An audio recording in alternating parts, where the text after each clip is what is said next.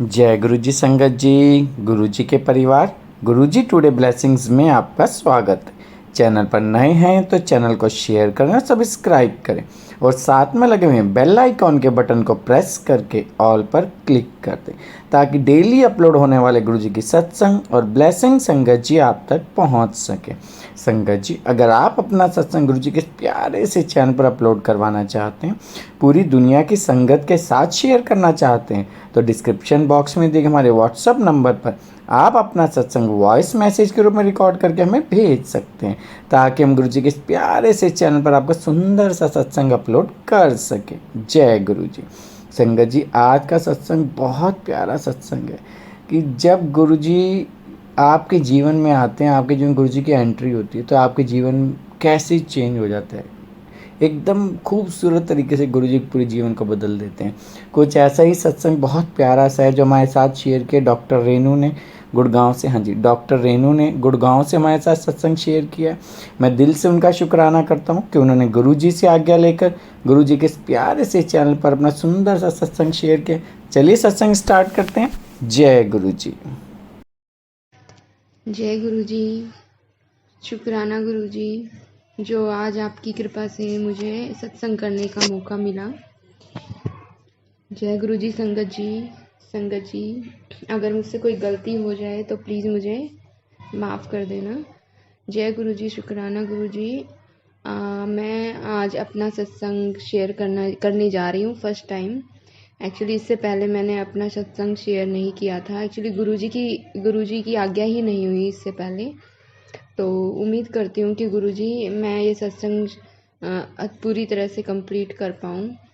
Actually सबसे पहला सत्संग तो बहुत है मेरे पास, लेकिन जो मेरा सबसे पहला सत्संग है वो ये है कि मैं गुरु जी से कैसे जुड़ी। तो फर्स्ट टाइम मेरा गुरु जी से जो कनेक्शन था, या ये कह सकते हैं कि मैं गुरु जी के बारे में जान पाई अच्छे से, वो दिन था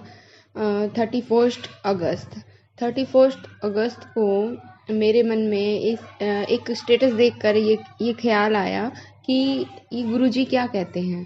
तो मैंने, जो मेरे 2 कॉन्टैक्ट थे उनमें से एक कॉन्टैक्ट जिन्होंने अपना स्टेटस लगाया हुआ था, उन भैया से पूछा कि भैया गुरुजी क्या कहते हैं, क्या मैसेज देते हैं, क्या प्रवचन देते हैं।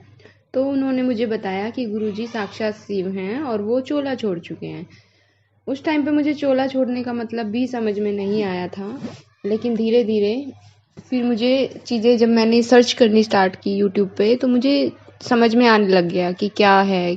एक्चुअली मेरे लिए तो सत्संग और संगत, ये सब वर्ड भी थोड़े से डिफरेंट लगे मुझे, क्योंकि डेली यूज़ में ज़्यादा यूज़ नहीं होते थे। मैं जिस फैमिली से बिलोंग करती हूँ वहाँ कीर्तन होते हैं, वहाँ जागरण होते हैं और भंडारे लगते हैं, राइट। तो ये सब मेरे लिए थोड़ा सा न्यू था, और जैसे एक्सेप्ट करना चीज़ों को एकदम से, तो समझने में टाइम लग रहा था। तो जिस दिन मैंने गुरुजी के बारे में, गुरुजी ने मुझे एहसास करवाया कि मैं जानूं, मैं क्यूरियस हुई उस दिन। मेरे अंदर से जैसे कोई मुझे प्रेशराइज कर रहा था कि जैसे पूछो, आप मैसेज करो या कॉल करो उन भैया को कि पूछो कि गुरुजी कौन है, ये क्या कहते हैं। तब तक मैं नहीं जानती थी कि ये गुरुजी चोले में नहीं है। मैं सोचती थी ये गुरुजी हैं और ठीक है, लोग मानते हैं, ऐसा नहीं है। मैंने पहली बार गुरुजी को उसी दिन गुरुजी को देखा नहीं, उससे पहले भी मैं, कई साल पहले भी मैं शॉप्स वगैरह पे और देख चुकी थी। और मैं इवन एक स्कूल है मेरी डॉटर का, जिसमें उसने अपना प्ले स्कूल में गई थी, तब वहीं से हम आफ्टर कंप्लीटिंग हर क्लास, तो हम वहाँ से जा रहे थे किसी काम से। तो उसने कहा कि चलो मम्मा हम टीचर से मिलने चलते हैं। तो हम वहाँ गए स्कूल में, तो वहाँ पे भी गुरुजी का सत्संग हुआ और उन्होंने हमें लंगर प्रसाद दिया। उस टाइम पे मुझे लंगर प्रसाद की वैल्यू नहीं पता थी। हाँ, जब मैं गुरुजी से जुड़ी तब मुझे वो वैल्यू पता चली। तो उस दिन मैंने मैसेज किया भैया को कि ये गुरुजी क्या कहते हैं। तो उन्होंने बताया कि ये साक्षात महाशिव हैं और इनका एक मंदिर भी है। मुझे नहीं पता था कि मंदिर भी है। तो मुझे थोड़ा-सा अजीब लगा, लेकिन फिर उन्होंने मुझे व्हाट्सएप पे एक सत्संग शेयर किया, वो सत्संग देखा मैंने। थोड़ा-सा डिफरेंट लगा क्योंकि मैंने अपनी लाइफ में ऐसा कुछ कभी ना तो देखा था, ना ही सुना था। जब मैंने वो सत्संग सुना तो मुझे बहुत अच्छा लगा। उसके बाद मैं एक के बाद एक यूट्यूब पे सत्संग देखती रही। मुझे चीज़ें थोड़ी-थोड़ी समझ आने लगी, बहुत सारे डाउट्स थे, वो सब डाउट्स को क्लियर करना चाहती थी। बहुत सारे सवाल थे मेरे मन में। एक्चुअली एक डिजीज़ डायग्नोज़ होने के बाद मेरा ऑपरेशन हो चुका था और मैं अपना रिकवरी फ़ेज़ में थी। वो फ़ेज़ ऐसा था कि उसमें मुझे ओनली रेस्ट करना था और मैं सारा दिन अपना भागवत कथा सुनती थी, तो मेरे मन में ये था कि मुझे एक गुरु बनाना है। तो मैं चाहती थी कि कोई गुरु किसी के पास जाऊँ और वहाँ गुरु से दक्षिणा लूँ। लेकिन लेकिन क्या हुआ कि वो जो गुरु थे, भागवत कथावाचक जो थे, उनकी मैंने असिस्टेंट को कॉल किया तो उन्होंने बताया कि उनके पास आना पड़ेगा मुझे दक्षिणा लेने के लिए। बट मैं उस टाइम पे इस सिचुएशन में नहीं थी कि मैं वहाँ जा सकूँ। तो इसलिए जब मुझे गुरुजी का पता चला तो मैंने यूट्यूब पे सर्च करना शुरू किया। मैं तब तक थोड़ी कंफ्यूज थी कि उनको गुरु बनाऊँ या इनको गुरु बनाऊँ, लेकिन मुझे नहीं पता था कि हम कौन होते हैं बनाने वाले, वो गुरु खुद ही हमें चूज़ करते हैं, ठीक है। तो ये मेरे लिए मैं बहुत ही लकी अपने आप को समझती हूँ कि गुरुजी ने मुझे चूज़ किया एज ए संगत। तो मैं जिस दिन से गुरुजी ने मुझे अपनाया उस दिन से ही मेरी लाइफ एकदम धीरे-धीरे ऐसे बदलनी शुरू हुई। मैं खुद बदलनी शुरू हो गई धीरे-धीरे।